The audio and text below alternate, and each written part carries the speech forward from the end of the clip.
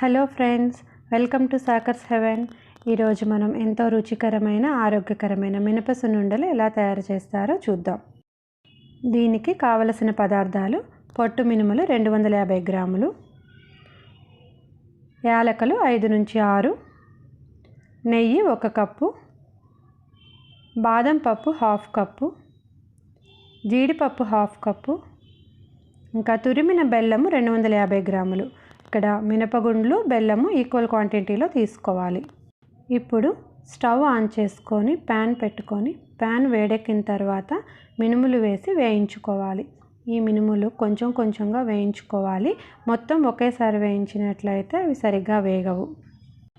Flame మీడియంలో పెట్టి వేయించుకోవాలి. హైలో పెట్టినట్లయితే అవి వేగినట్లు అనిపిస్తాయి, కానీ అవి పచ్చిగానే ఉంటుంది. మినుములు వేగాయో లేదో చూడటానికి నోటిలో వేసుకొని ఒకసారి నమిలితే తెలుస్తుంది. ఇక్కడ మినుములు వేగాయండి. దీనిని నేను ఒక ప్లేట్లోకి తీసుకున్నాను. ఇక రిమైనింగ్ కూడా వేసుకొని వేయిస్తున్నాను. ఒకవేళ ఎక్కువగా వేయించినట్లయితే మినుములు చేదుగా అనిపిస్తాయి, అందుకని జాగ్రత్తగా చూసుకొని వేయించుకోవాలి. ఇవి కూడా వేగిపోయాయి. దీన్ని కూడా నేను వేరే ప్లేట్లోకి తీసుకున్నాను. ఇప్పుడు అదే ప్యాన్లో 1 స్పూన్ నెయ్యి వేసుకొని డ్రై ఫ్రూట్స్ వేయించుకోవాలి. మొదటగా జీడిపప్పులు వేసి వేయిస్తున్నాను. ఇవి వేగగానే దీన్ని సపరేట్ కప్పులోకి తీసుకోవాలి.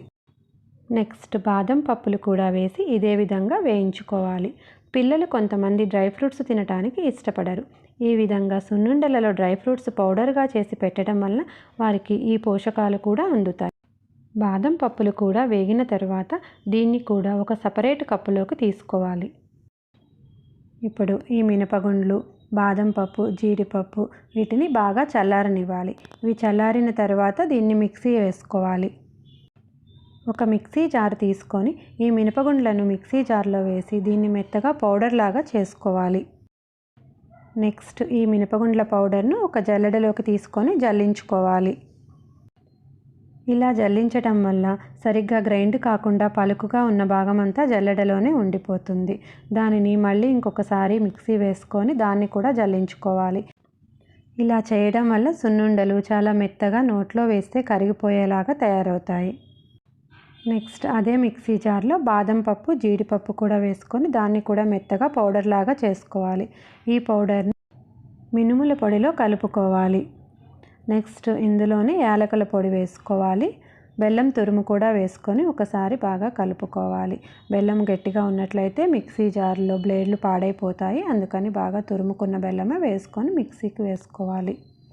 నెక్స్ట్ ఈ పౌడర్ని అంతా మిక్సీలో వేసేసి ఒకసారి బాగా బెల్లం, యాలకులు అన్నీ బాగా కలిసేలాగా గ్రైండ్ చేసుకోవాలి. ఇప్పుడు మనకు మినపసున్ని తయారైపోయింది. దీన్ని నెయ్యి కలిపి ఉండలుగా చేసుకోవాలి. నెయ్యి మనకి వేడిగా ఉండాలి. కరగపెట్టిన నెయ్యి, వేడిగా ఉన్న నెయ్యే తీసుకోవాలి. వేడి నెయ్యి తీసుకోవటం వల్ల సున్నుండల పౌడర్లో ఉన్న బెల్లం కరుగుతుంది. దానివల్ల మనకు ఉండ కట్టేటప్పుడు బాగా సులువవుతుంది. వెనకటి కాలం నుంచి కూడా బలహీనంగా ఉన్నవారు త్వరగా కోలుకోవటానికి, బలంగా తయారవటానికి మినపసున్ని ఉండలు చేసి పెట్టేవారు. చిన్నపిల్లలకు కూడా స్నాక్స్ బాక్స్లో పెట్టడానికి ఈ సున్నుండలు ఒక హెల్దీ స్నాక్స్. పిల్లలు కూడా ఎంతో ఇష్టంగా తింటారు. ఇదే విధంగా ఈ పౌడర్ మొత్తాన్ని ఉండలుగా చేసి పెట్టుకోవాలి. అంతేనండి, ఎంతో ఆరోగ్యకరమైన రుచికరమైన మినప సున్నుండలు తయారైపోయాయి. మీరు కూడా ట్రై చేయండి. Thank you so much for watching this video. మా వీడియో మీకు నచ్చినట్లయితే లైక్ చేయండి, షేర్ చేయండి, మా ఛానల్ని సబ్స్క్రైబ్ చేసుకోండి.